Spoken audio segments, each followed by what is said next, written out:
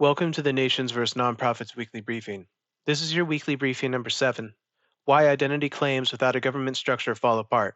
People often hear individuals or groups making identity claims, presenting themselves as tribes, nations, or traditional authorities. These claims can sound convincing when framed through culture, ancestry, or community involvement, but identity alone is not enough to form a government.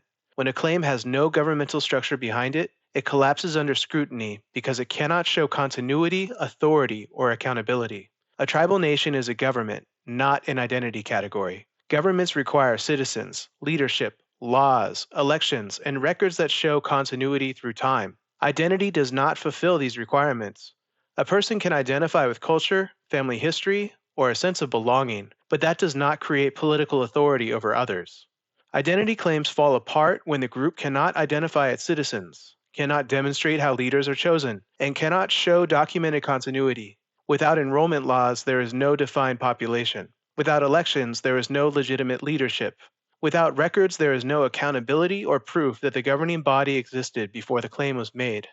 Nonprofits and informal groups often borrow cultural language to present themselves as tribes, especially when they want influence, resources, or recognition. But cultural framing cannot substitute for governmental structure. A group may run programs, teach culture, or host events, but those activities do not establish sovereignty.